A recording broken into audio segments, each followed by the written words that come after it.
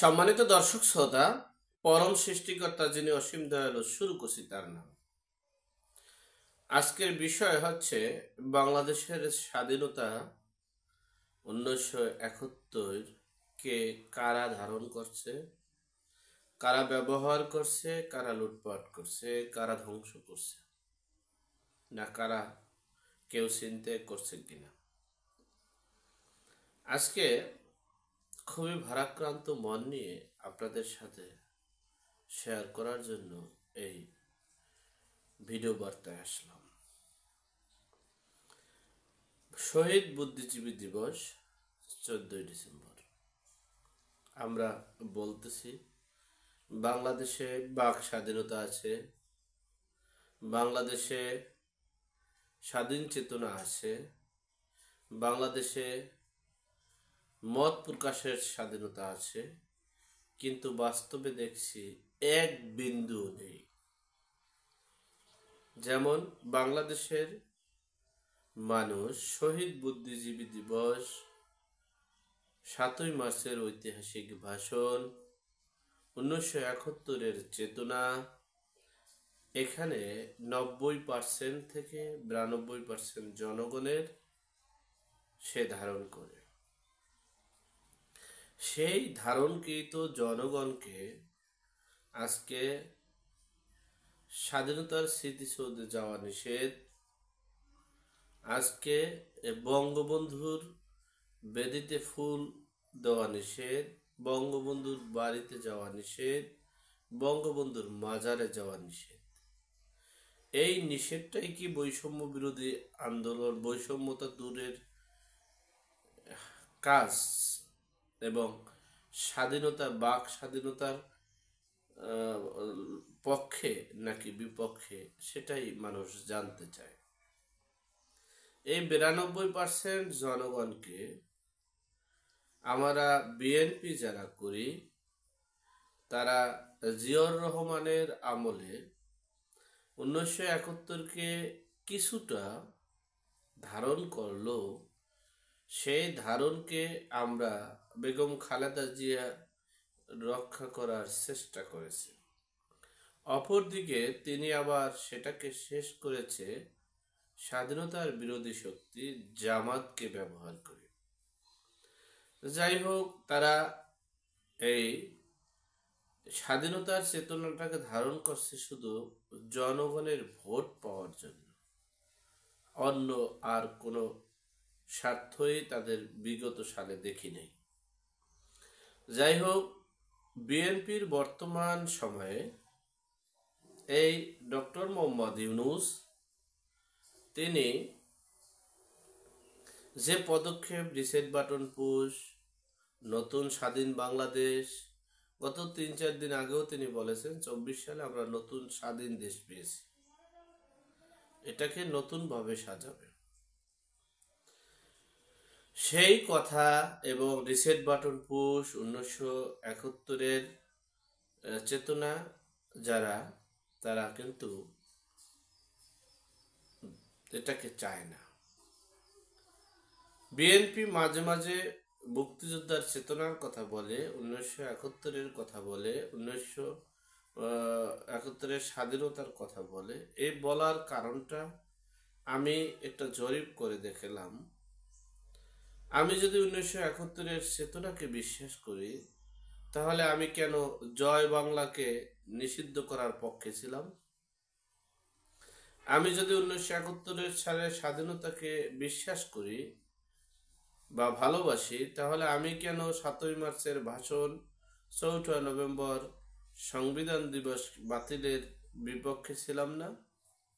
আমি কেন সেগুলোকে প্রতিবাদ জানাইনি?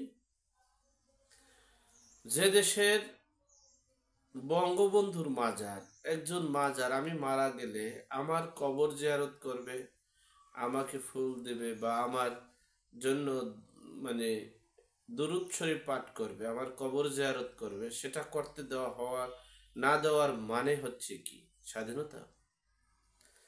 আমি আমার পক্ষে দুইটা কথা বলবে, সেজন্য সেই তাকে অ্যারেস্ট করতে হবে, গ্রেপ্তার করতে হবে, এটার নাম কি স্বাধীনতা? আপনারা দেখেছেন কিনা একটা মেয়ে, তিনি অল্প বয়সী, হয়তো বা 20 থেকে 25 বছর বা 30 বছর হবে। সেই মেয়েটা বঙ্গবন্ধুর 32 নম্বরের ওখানে বাড়ির জাদুঘরের ওখানে গিয়েছে, তাকে হ্যারাসমেন্ট করে পুলিশে ধরিয়ে দেওয়া হলো। একজন মহিলা, একটা, তিনি ওখানে গেছেন, তাতে কি হয়েছে? এই হলো দেশের অবস্থা।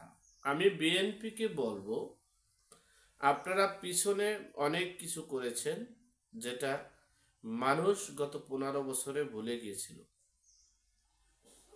গত 15 বছরে ভুলে যাওয়ার পর, ভুলে গিয়ে আপনাদের মনে করছিল যে এখন মনে হয় নতুন কিছু হবে এবং ভালোভাবে ভালো প্ল্যান পরিকল্পনা নেবে।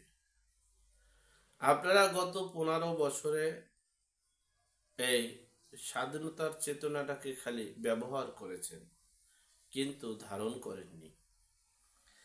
এখনো আপনারা স্বাধীনতার চেতনার কথা বলতেছেন, এমনকি আবার এই উপদেষ্টা পরিষদকে ইঙ্গিত করে বলেছেন মেধা রেখে কৌশলে কথা বলতে হবে।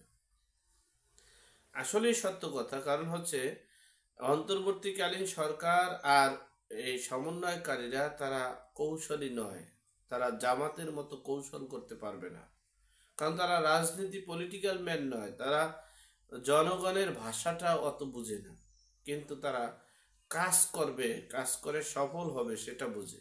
কারণ এনজিও গ্রামীরা কাজ করে মাঠে, কাজ করে সফলতা অর্জন করে, বাট জনগণ নিয়ে খেলে না।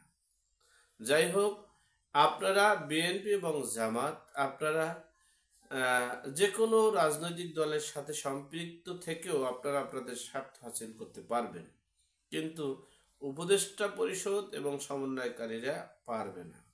বিদায়ী আপনারা তাদেরকে কৌশলী হতে বলেছেন, সেটা তারা কৌশলী হবে না, এবং তারা এই 1971কে প্রকাশ্যে ধারণ করবে আর কাজ করবে 1971-এর বিরুদ্ধে। সেটা তারা করার চেষ্টা করে কিন্তু পারছে না, কারণ হচ্ছে তারা সেই কৌশলে, সেইভাবে দেশ পরিচালনায়, সেইভাবে স্বাধীনতার পরাশক্তির কাছে পতাকা তুলে দিতে পারে নাই, পারবে না। কিন্তু তারা 1971কে শেষ করে 2024 সালের 5ই জানুয়ারি বাংলাদেশ স্বাধীন হয়েছে। এই যে ডক্টর মোহাম্মদ ইউনূস যে বলেছে যে স্বাধীন হয়েছে, স্বাধীন শব্দের অর্থটা কি এবং স্বাধীন হয় একটা রাষ্ট্র কিভাবে স্বাধীন হয়? এই রাষ্ট্রটা কি কোনো যুক্তরাষ্ট্রের সাথে ছিল? সেখান থেকে আমরা ভাগ করে নিয়ে আনছি। এই রাষ্ট্রটা কি কানাডার সাথে ছিল? সেখান থেকে আমরা ভাগ করে নিয়ে আসছি। স্বাধীন রাষ্ট্র শব্দের অর্থ হচ্ছে একটা রাষ্ট্রের সাথে তারা ছিল, নির্যাতিত নিপীড়িত একটা অংশ, সেই অংশকে আমরা আলাদা মানচিত্র দিয়েছি, আলাদা মানচিত্রের নাম দিয়েছি, এবং আমরা আমাদের স্বাধীনতা অর্জন করেছি। কিন্তু যারা এই 24 সালের 5ই আগস্ট যারা এটাকে স্বাধীনতা দিবস বলে, তারাই হচ্ছে এই 1971কে ধ্বংস করার মূল হাতিয়ার।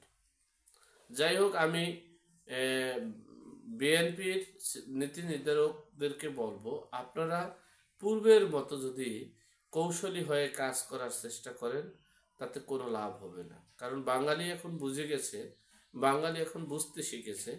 বাঙালি অনেক ছিল, অসচেতন ছিল, কথা শুনলেই বুঝতো। এখন কিন্তু বাঙালি দেখে, কথা বুঝে, জরিপ করে বিশ্লেষণ করতে জানছে। সুতরাং আপনারা যদি স্বাধীনতার চেতনায় বিশ্বাসী হতেন, স্বাধীনতার চেতনাকে ধারণ করতেন, তাহলে আপনারা যেভাবে প্রতিরোধ করেছিলেন, সংবিধান বাতিল করা যাবে না, যেভাবে আপনারা প্রতিবাদ করেছিলেন রাষ্ট্রপতিকে পদত্যাগ করা যাবে না, সেভাবে যদি আপনারা প্রতিবাদ করতেন যে জয় বাংলা স্লোগান রাষ্ট্রীয় থাকবে, আর সেভাবে যদি আপনারা প্রতিবাদ করতেন যে 7ই মার্চের ভাষণ থাকবে, 4 নভেম্বরের সংবিধান দিবস থাকবে, করেননি। আপনারা সেভাবে যদি প্রতিবাদ করতেন যে আমরা বিএনপির নেতা এই চিন্ময় প্রভুর নামে, চিন্ময় দাসের নামে যে আমরা মামলা করেছে, তাকে বহিষ্কার করেছে, এই মামলাকে প্রত্যাহার করে দাঙ্গামা হাঙ্গামা সাম্প্রদায়িক দাঙ্গামা হাঙ্গামা থেকে বেরিয়ে আসুন, তাহলে আপনারা পারতেন। কিন্তু আপনারা প্রকাশ্যে বলছেন একটা, ভিতরে কাজ করছেন আর একটা।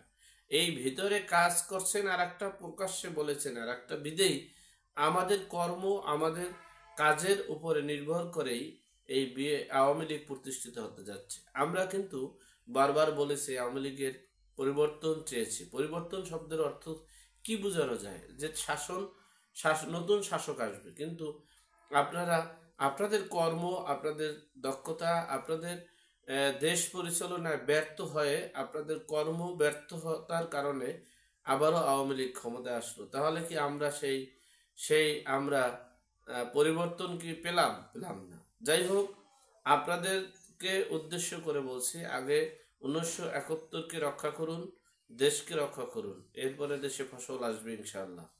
আল্লাহ আমাদের সকলকে সঠিক বোঝার তৌফিক দান করুক, আমিন। আল্লাহ আমাদের সকলকে হেদায়েত নসিব করুক। আসসালামু আলাইকুম।